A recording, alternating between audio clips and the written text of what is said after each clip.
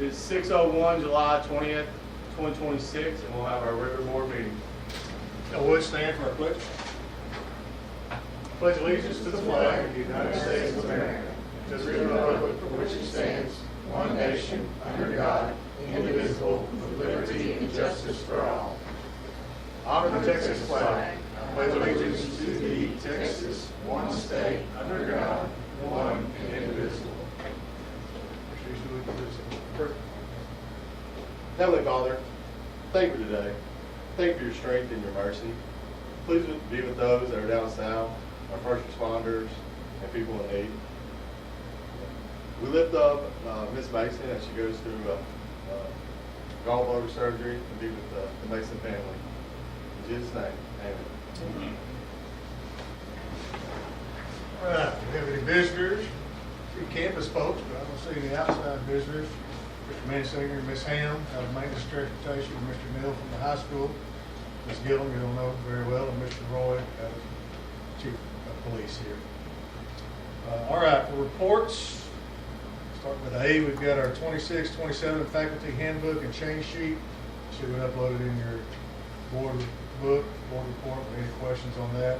There were no updates this year to the employee handbook, so it'll be very similar to what we had last year. No action required there. We'll move on to B. 26-27 elementary and intermediate student handbook and change sheet, and the 26-27 junior high and high school student handbook and change sheet. If there's any questions, there were a handful of changes. Mr. Neal, since you're here and you did the secondary handbook, are there anything that you would like to point out to them that caught your attention? Now, the only thing that really was an update was misconduct. And so they added that little statement in there. And the biggest part is gonna be for athletics. When people are coming to athletic events, the officials can dismiss them and get them out of the gym, the stadium, whatever. And we can't ask them why. If they say they want somebody removed, we just gotta get them out. Okay? So a big thing is that's the reason why on Thursday nights we have to put a couple of games there. We have a shortage of officials, and that's part of the reason why. They're getting a lot of officials that's dropping because they get attacked by parents and other staff or whatever. But for that reason why, that's why they're putting misconduct in the TEA handbook. That's now part of our handbook Yes. for our students and parents to sign off on. Okay, any questions on that? There's the change sheet, which was the first page associated with each one. We tried to just highlight the changes. In the secondary one, those changes were in red. The elementary and intermediate handbook changes are also there. There were no changes to the code of conduct this year. They said because it was not a legislative year, code of conduct stayed the same, which is a lot of times where discipline comes from, and we enforce that. But as far as the handbook should align with board policy. Shouldn't be any conflict there, but policy would trump a handbook if it comes into play, which you guys approved the board policy last week. No questions, we can just move on to the next item. If you want to ask a question later on, feel free. All right, C, discussion of Senate Bill 401. This came up last year. If you were part of the decision last year, you'll remember this. Schools had the opportunity to opt out of allowing homeschool participation for the 26-27 school year. This is students who are not enrolled in our school but live within the district boundaries.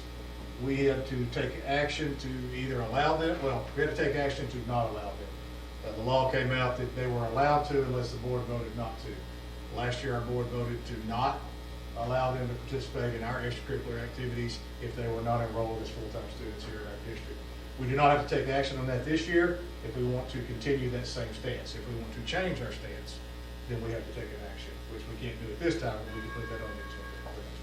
I would recommend that we continue with it, but that's up for discussion if need be. We're still not allowed to get any funding for them, right? There is an amount of funding based off their participation, but not ADA.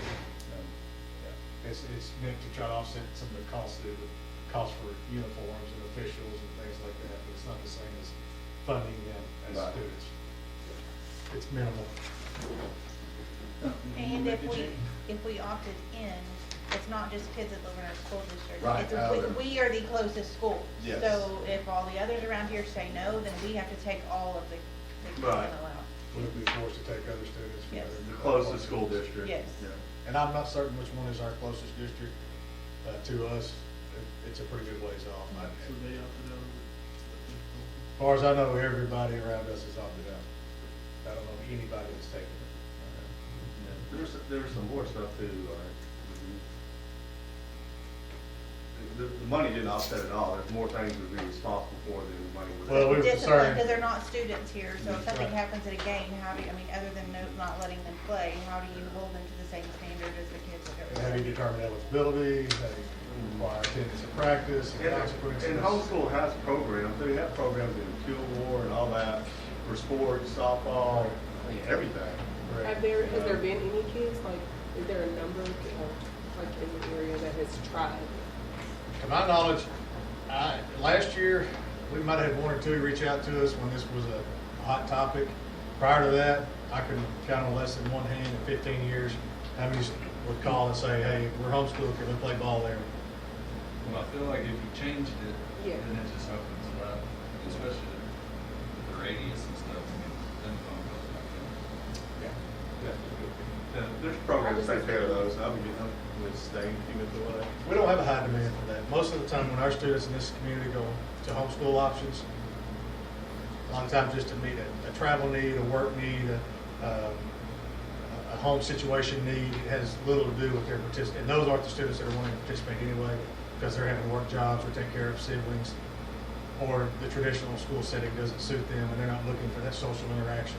That's kind of been our history when it comes to students in our area who like to homeschool. And then how do you get their grades, right?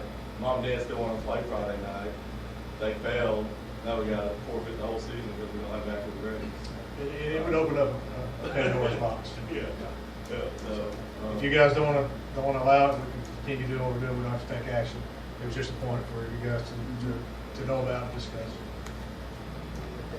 Keep it same. Okay, sounds good. Moving on to number 4, consent agenda. We will recommend approval of minutes from the June 15th, no, it's June 15th, 2026 regular school board meeting and our July 13th special school board meeting. We need to approve minutes from both of those, approval of bills, payroll, and investment report. So we'll need a motion and a second for that. I'll make a motion to approve the minutes from the June 15 regular school board meeting and the minutes from July 13 special school meeting with the approval of bills, payroll, and investment report. I'll second that. It's been both moved and seconded and been approved the Got consent those. agenda. All in favor? Any opposed? Motion carries. All right, moving on to discussion and action agenda items, number 5A. Discussion and possible approval of the bids for backflow preventer replacements. Mr. Mansinger, you are Okay. on the mark. Good evening, Ms. Smith and board members and Mr. Jackson, superintendent and guests. Thank y'all for letting me speak on this. We're going to discuss backflow prevention systems. We have two. One is in front of the Shannon building, it's in the vault. And then we have another one for the cafeteria that's in the grass area right by the handicap parking lot. These have to be, according to CEQ, right now they're double checks. They have to be changed to an RPZ, which RPZ stands for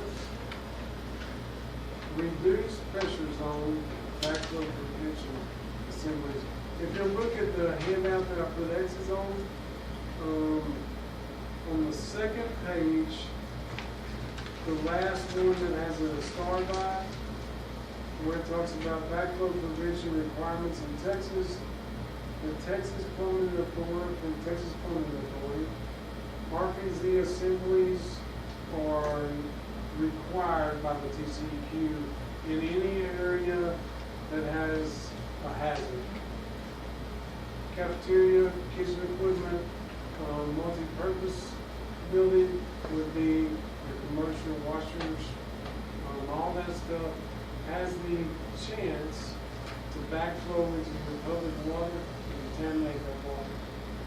So using the RPZs, it gives you two different types of protection. And I don't know, have y'all seen the bids for these? They're attached. Are they attached? Not the bids. Yes, it is expensive. It is required by the state to do them. The bid that we kind of like the best is Jason's Plumbing at $18,898. We also have a bid from Piper Plumbing. Their bid is right at $45,000. And then Glasgow.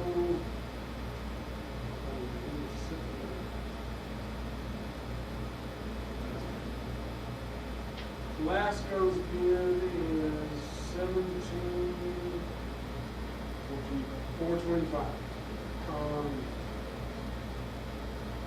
Any questions about? Well, I'll explain why they're so expensive. The cafeteria one is not. It's about $3,000 for the cafeteria. But the one in front of the Shannon building, it is in a vault, so they got to pull it out. They got to backfill the vault, pour concrete, put the RPZ, because the RPZs have to be on top of the ground. They have to be 12 inches above the ground, and then it has to have room that can be tested. I don't know if y'all noticed by the ag building, those green boxes, that's what those are. They're covers for the RPZs. We'll do the same thing in those areas. I've even talked to Jason about, we may look at putting some posts around the one in front of the Shannon building. The one in the cafeteria, it'll be okay. But they also have to pour concrete there too, to have a pad to set that box in. Any questions for me that you understand, don't understand? What's a lot, I mean, what's a lot of expectancy on one of these, do we know? I don't know, I think it's pretty permanent. Because they test them annually. Law says. That's why I'm asking, because you're Yeah. saying it's gotta be tested. It comes They in have to be compliance, tested that's every why year. I'm curious. You know, when they come out of compliance 5 years from now, we're gonna spend another, well, concrete work's done, so we Right. can change it about, so. No, I think their life Just curious. expectancy is kind of like a gas meter. Kind of same. Some things happen, but, Mr. Spencer, how long has this kind of been discussed, coming from our city water supply manager? It's been on his radar for a while, right? How long? About 3 years. About 3 years now. So he's kind of been pushing it back on our behalf, but the pressure keeps getting more and more on him to be in compliance as a city water manager. So that's where that becomes our issue at that point, is to be in compliance there. What's the time frame to do, can you do both of them at the same, is they gonna be able to do both of them at the same No, time? what we're looking at is September the 20th, I believe, is an in-service day. They can do the cafeteria one in one day. They're gonna do it on that in-service day. And then the one in front of the Shannon building, we're looking at doing over Christmas break. Because with new concrete. It's a little more extensive. Yeah, and you know how kids are. They'll be writing their name and whatever in fresh concrete. So we're trying to do it when the kids aren't around. That's kind of where we're looking, is doing it as those two different times. budgeting, I mean, we wanna do it this budget or next budget, or does that matter with those two dates? They're both in next year's budget. We want to do it next year, so we Okay. can budget for it. It's not in this year's budget. It can be approved prior to next year. Yeah, let's just approve it now for And then we'll next use year. it for next year. The September is this year's budget, so it'd be November, if they're good with that. So we can make a motion and take action, or you guys can, y'all want to tackle it later, we can do that too. But we'd like to be able to get them something prior to September, if we're gonna go ahead and shoot for that September date. Yeah, I definitely agree with that. We're already in July. So. And we've got a big meeting on the 31st to deal with a lot of other issues. So maybe something we want to take care of now. Can I say something? Yes, ma'am. This has been mandatory since 2009. So, Yeah, we kicked the can far enough. Roll it along. There's no can left, it's gone. So, no, I definitely agree, I think action needs to be taken. What was the price on the Jason's plumbing? 18. 18. 18,898. Yeah, might as well say 19. The other one was 17, but I'm just curious what you think. I know Jason's plumbing, so. Yeah. I think the difference is Jason put a little extra in there in case he runs into something. I think Glasgow just kind of came in and threw a number at us. I don't know the people with Pipefield or Glasgow. Jason does a lot of work for us. He knows the gas meters, gas lines, plumbing. He knows it better than probably anybody else, even that works here. When we have issues, that's who we call. They do good work. They do.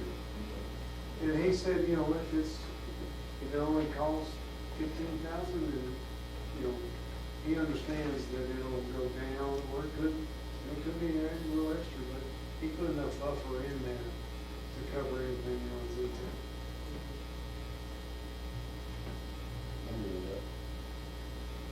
Yeah, I mean, I like the relationship. Yeah, that makes a difference. We spend they do a lot of work for us out here, and they're quick to get here, and they're good to work with. And they know, like Mr. Mansell said, they know our campus and our school and our facilities. And Yes. that's So you working don't a say lot. out loud. There's a lot of days Then we there call is, when and we there got are a big all issue, questions that you just have to say. they drop whatever they're doing and The day the gas line was hit on the new construction, Jason Plumbing came out here and helped us shut it off like that. So, they do. Anybody got any more questions on it? I think we'll make a motion. I'll make a motion to approve the bid for backflow preventer replacement with Jason Plumbing. I'll second. It's been both moved and seconded that we would approve the bid for the backflow conventional replacement with Jason Plumbing. All in favor? Any opposed? Motion carries. Thank y'all. Okay, and the other thing that I gave y'all is just our summer work list. I like this. So y'all can see kind of where we're at. I think out of 60 projects, we got like 13 left to finish. And that doesn't include the stuff that's been coming in on Edge of Corner. That's just our biggest projects. Great job. Awesome. He's been sending us the updates. Really like put an Excel document. And you keep that. We're working on Next year. streamlining that, doing, like Mr. We're Mansell already and I talked about, what do we do annually, biannually, season monthly? 26. Right. Biannually, semi-annually, whatever, you start marking it down. And you keep track of it, and damn, it's awesome. Like I said, one of these days, none of us will be here and be somebody else that needs it. I know, right? Where the bodies are buried, and you're saying this is them. That's right. It's a great deal. But no, I appreciate, I hadn't had a chance to, I appreciate y'all letting us hire Zach Kyle as our yard man. He is awesome. And then, KB Brent Johnson out of AC. Not only is he AC, he's doing plumbing, he's doing electrical. We really appreciate that. And we haven't had a contractor out here since he's gone to work. So I appreciate that. Those guys are big help. And Sue Johnson keeps me in mind, that's why. That's right. Yep. All right, well, thank y'all. Thank y'all. You got a mind, I want to. Feel free. Thank y'all. You bet, thank Thank y'all. you, Mr. Mansell. All right, next up is 5B, discussion and possible approval of resolution of good cause exemption. Mr. Roy, you're on the case. Right. House Bill 3 requires there be an officer on every campus, at all school districts. But there's a good cause exception that you can approve if there's not availability of officers or if the district just can't afford to fund more officers. So we're asking that you approve this good cause exception in order to maintain compliance with the state, because we do have the Guardian program in place that the state allows to utilize instead of officers for those reasons. So that's what we're asking for, is just another, for this year, and it has to be every year that we claim the good cause exception. But it must be approved by you guys, which we agree that the district can't afford officers, or there's no availability of officers that we can have on these campuses. What's the Guardian? The Guardian program is it's a system where we select qualified applicants that already work for the school, that have a handgun license, and we send them through extra training through the DPS's school safety program, which I'm an instructor for one of those, so I can certify in-house our guardians and do current training with them as well. So we have the board, about 4 or 5 years ago, approved the Guardian program. And it's been up and running since then to maintain compliance with this state mandate, so that we have an armed person on each campus. We looked at that this morning. How many guardians do we currently have? 8. We have 8. We have 8 We full-time may be guardians. losing one, but we will be gaining another one that's in the process. So we should end up with 8.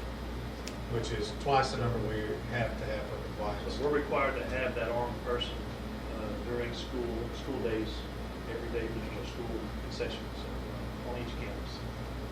So having the 8 that we've got helps us maintain that compliance. So if one of them takes a day off, there's another one that can step in and get assigned that campus, if they're not already assigned to that campus. So it is an action item, so we would need to approve that if you believe that the campus can't afford it, or because of not availability for officers. I'll make a motion to approve it. The resolution of the good cause exemption. I'll second. It's been both moved and second that we approve the resolution of the good cause exemption. All in favor? Any opposed? Motion carried. We don't do the middle prices. We're gonna table it. The state has not updated us on mill prices yet. We go to D. We'll go to D. Discussion and possible approval. This is 5D. Appraisal calendar and appraiser. Ms. Gill? Okay. Each year we have a calendar so that our administrators know when they can evaluate or appraise teachers. We use the Texas Teacher Evaluation and Support System. It's called TTES. And this is for our classroom teachers. It's kind of changed a little bit because of the teacher incentive allotment. Used to, teachers could have like an every other year appraisal, but if they want to be in that, they need to be pretty annually. The first of the year, they go through orientation, the new people do, so they'll know what it is and what's expected and that kind of thing. And then they set goals, each teacher sets goals for themselves and work on that with their administrator. The first day of observation is not till September 6th. They have 2 weeks to kind of get in the groove, know their kids, know, those first of the year thing. You don't want to walk in on a teacher the very first day and do an appraisal while they go over the handbook or their classroom expectations and that kind of thing. So we give them 2 weeks and then they can start. And then the rest of these, no observation before a holiday. That kind of is a day that it's difficult to get kids focused and interested in what the teacher might be doing. So there's quite a few days that are, there are days we expect instruction to happen, but we're not going to appraise the teacher during that time.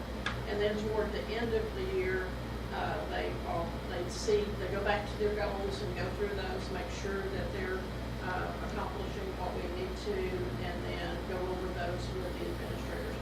The bottom are the approved appraisers. Typically, it's the principal on the campus, the assistant principal on the campus, and then our central office people. Well, motion and second. Unless y'all have any other follow-up questions? I'll make a motion to approve the appraisal calendar and appraisers for 2026, 2027. We both moved and second that we approve the appraisal calendar and appraisals for 2026, All in favor? Any opposed? Motion carries.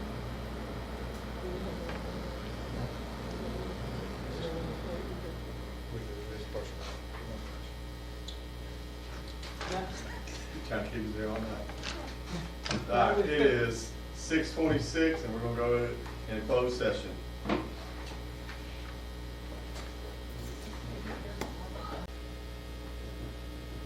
It is 7:12, Monday, July 20th, and we are out of our executive session. So we turn over to Grace.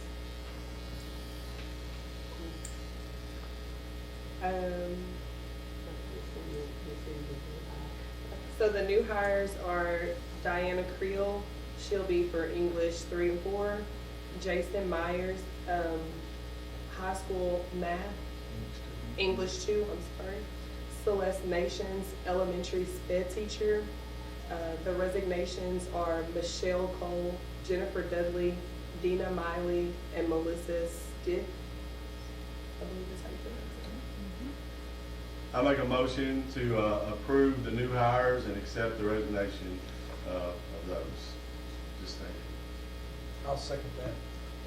Both moved and second that, we approve the new hires and those, the resignations, all in favor, any opposed, motion carried. Dismiss. Dismiss. Go to church. Go with church. Y'all gotta go to church, y'all both said